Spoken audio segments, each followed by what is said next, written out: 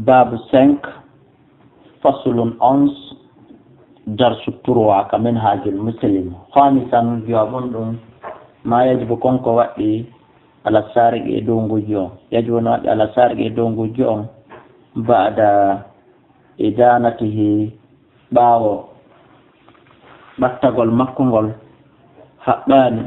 haqqeji ɗiɗi. awalan damanul mali fawtagol jawdi almasruqi wujjani ni in kana sindi laatike biyadindi ka jungo makko aw kana ngaso laatike musiran ko yajiraɗo mo mari moye yoɓugol. wa in talifal malu si jawdi ndi perdi almasruqu wujjani ni fawa ɗum fi dimmati hara ndi wonti e dande makko, haray ndi wonti ñamande o ganniki ndi o yoɓani liman saragahu minhu immorde emo wujjindi on e jungo mum. sanen ɗimun alkato taƴegol jungo ngon kadi naw yeede fi tun jungo taƴama o yoɓata ko haqqillahi taala ɗum ɗon ko haqqe Allah on noon. hettuman tawno alhududu haqqeji ɗin maharimullahi ko tonge Allah taala to ɗon. wa ida lam yajib so tawi woni waɗɗaki alkato ko taƴugol ngol li adami tawaffuri shurutihi sabu timmugol sabu wasegol timmugol sartiji ɗin fadamanu mal taw haray ɗo yoɓɓugol jawdi ndi lazim ko waɗɗi ɗum li sahibihi e jongoyin kaga dalilan foti no fanɗi kana laati aw kasiran ma heno ɗuuɗi ko wujja komo sawa an no fata kana laati ko a saari ɗo wujju ɗon musiran ko yajiraɗo aw musiran ka ko sattiraɗo. saadi tan jeega ɓum ɗum kayfiya tuɗɗaki mbaadi taƴegol ngol an toɓuta ko nde taƴete kaffu saari jungo wujjuɗo alyumna jungo ñaama ngo min faslil kaffi ka dande newre ligirati ibn mas'ud sabu jangi abdullah bin mas'ud fakko to taƴe aymanahuma ñaami maɓɓe ɓe mataha samu refti ukke bi gamsiha hunto heddingo ngon mooɓitire fi zaytin e nder nebbam mahliyum fatinaɗam lita sudda afwaha fiyo uddu ngulende nebban ɗan al uruɓi ɗaɗi ɗin fen kati addamu fiyo ƴiƴan ɗan tup. hande noon wona ɗum gollitirte hande si jungo goɗɗo taƴete ko pikkogol motta ho tiwra taƴa hara ƴiƴan ɗan yuppatako. o istabo hino yiɗa an to allaka nde jungo ngo wengete fitra tan e nder dumunde fi unuɓi sarigi ka dande wujju ɗon lil ibra wonande ma nde tasakuye ko sendidirta ko ɗum woni hakkude wujjuɗo on jungo ngon taƴa taƴuɗo jungo goɗɗo goo jungo muɗum kañum kadi taƴa. on faami andi juɓɓiji ɗi no taƴa juuɗe taƴa jungo goɗɗo e ko wujjuɗa no fof no taƴa jungo haray noon mande taƴuɗo wujjuɗon singo taƴa ko yo o ganne ngo e nder dumunne hon seeɗa. saabi an jeeɗiɗa ɓum ɗum mala ɗaɓa kala ko tawata taƴugol ala fi e muɗulaji dagota ko alkatu taƴugol kadi fi sarikati malin e wujjugol jawdi gayri mahrusin mala ɗaɓa fi konko tata taƴegol ala e mum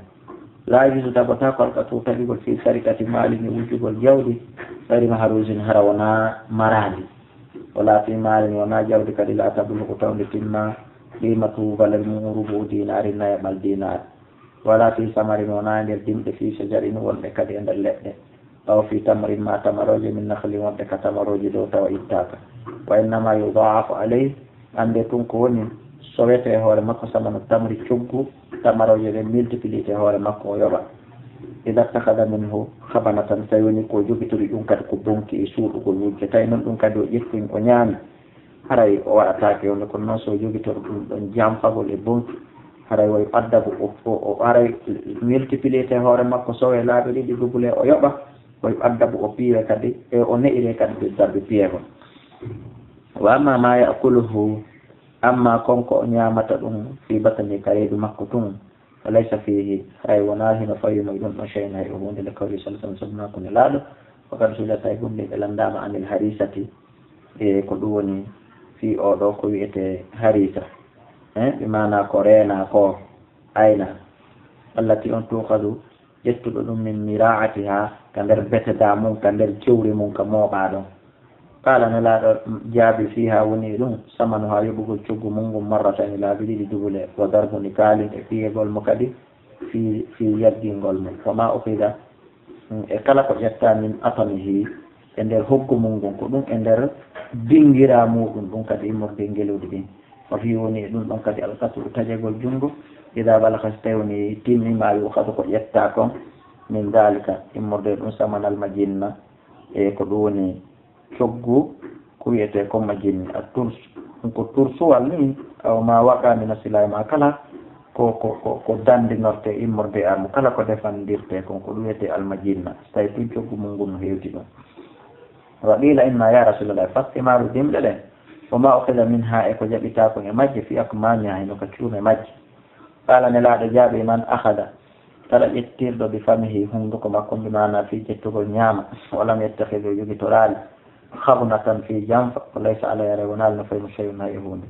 amane tamala kala no rundiɗo yaade mum fa alay no fawi mo samano yoɓugol coggu mum marratani laabi ɗiɗi wa darbuni kalin e piyegol tiggal yajjingol waman akhada kala ƴettoɗo min ajuranihi ka sakuhu mum ka mawri mum ka jewri muɗum hino waali fa fiyare woni ɗum ɗon al ɗatu taƴigol junngo ngon ida balaka so tawi woni timmi ma yuhadu ko ƴetta comme min dalika e mum samanal ma jamni piri ko wiyete comme ma jamni ɗum woni armu hiwitorɗo e nder guere olle ko tandi ha tun findinala hino ɗo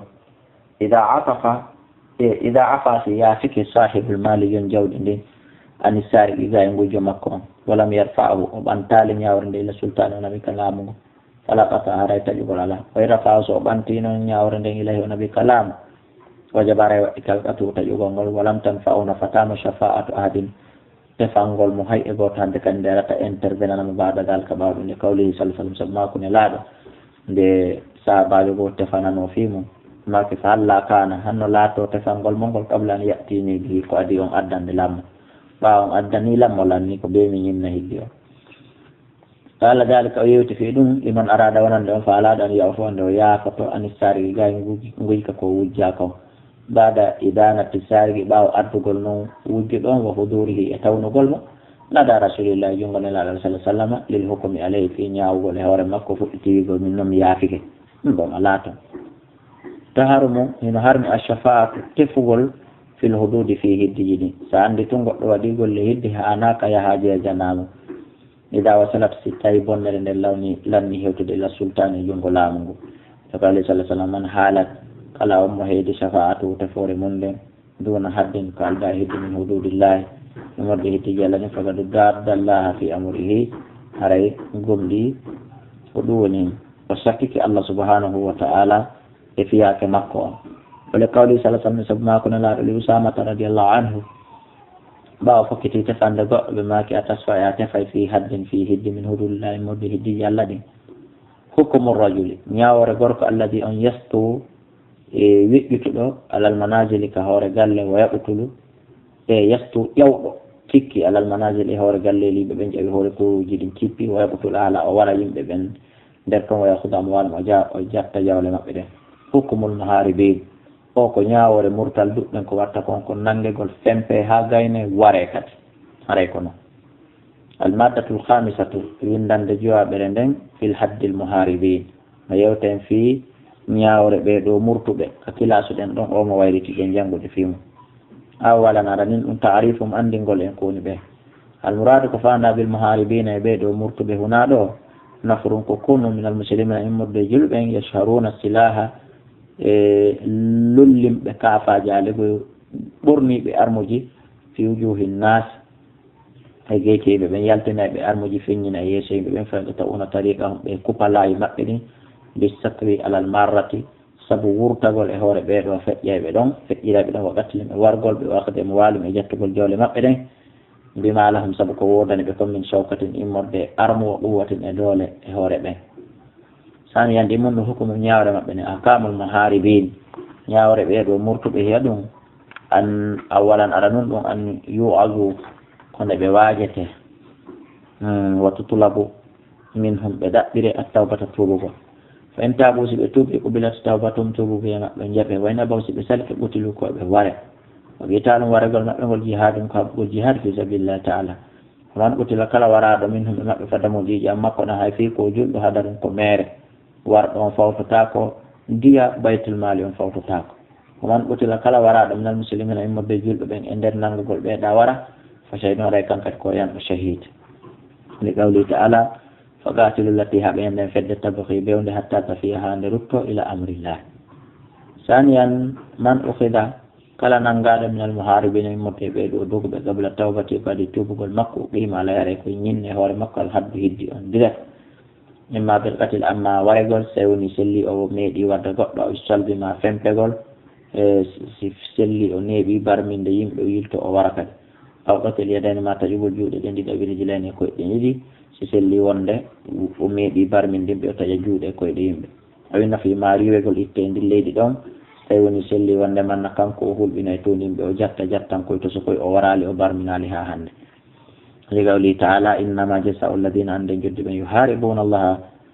لندطر الله ورسوله ويسعون بيارة في الأرض فسادا أن يقتلوا أو يصلبوا أو تقطع ما تأتي أيديهم وأرجلهم من خلاف أو يلفوا ما بريوه من الأرض بالتكاليد. ولما فعله رسول الله صلى الله عليه وسلم ولما فعله يسبق قول لدنكم رسول الله صلى الله عليه وسلم بالأورانيين قومين الذين بين أخذوا ننقلوا بإبل الصدقة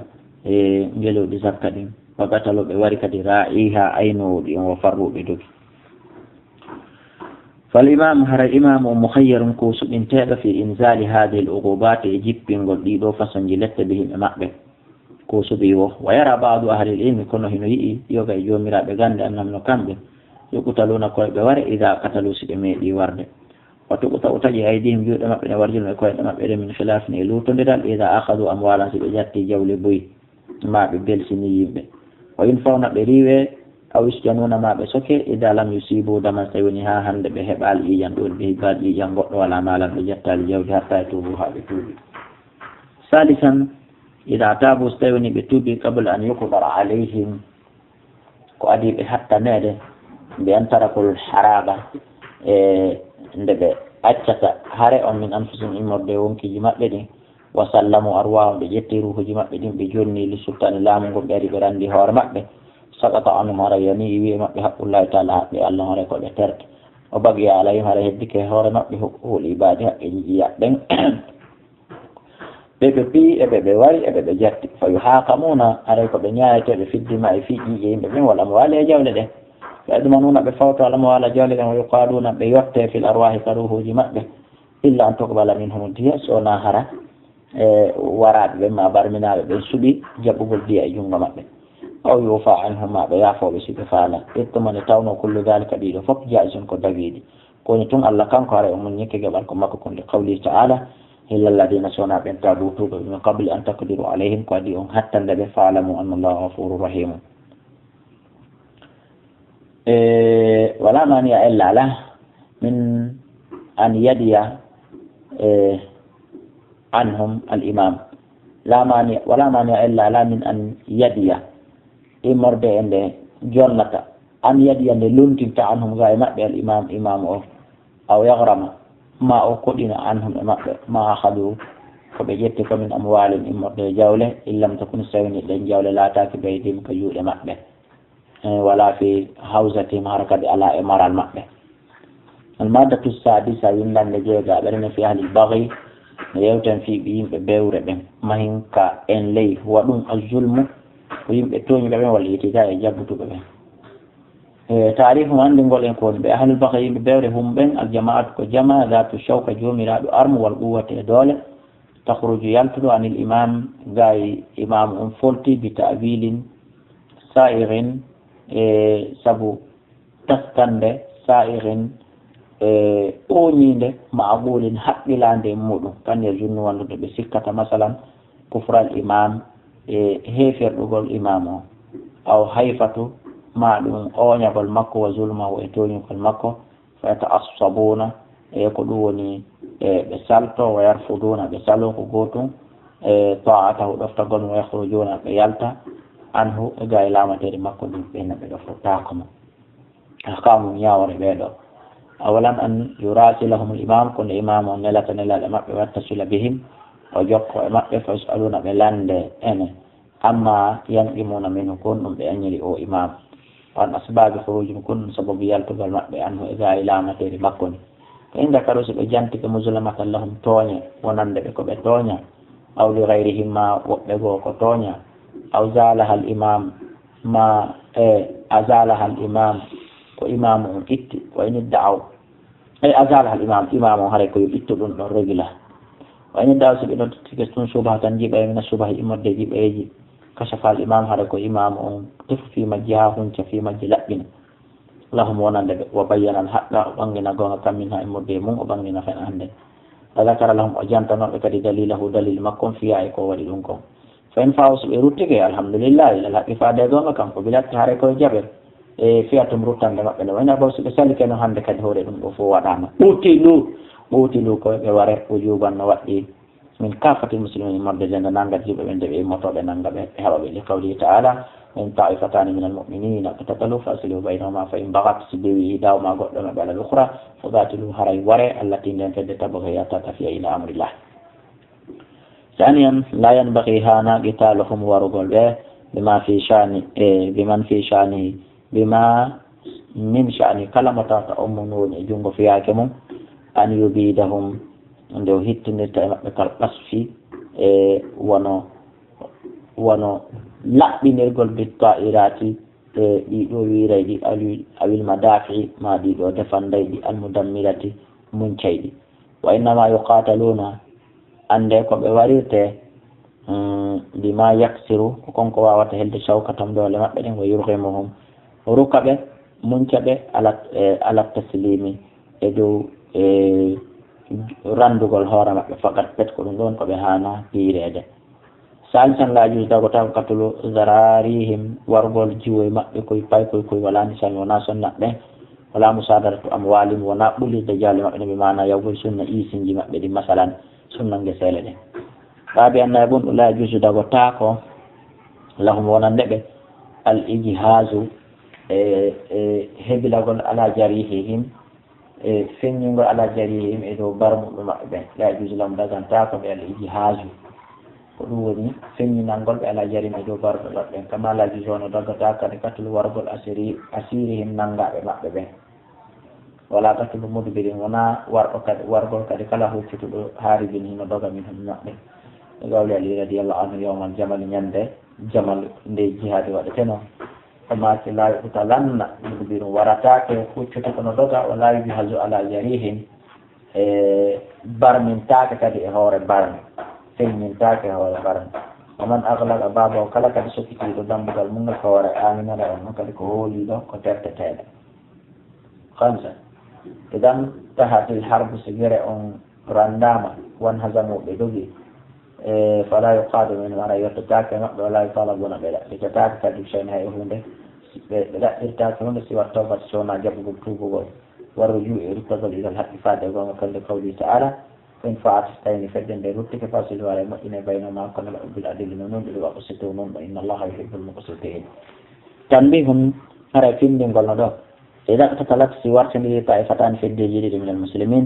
لأسبية هرق في دم بدم بياغل أو مال ماك في جود أو منصب ما من دم بقوته ما سبكيري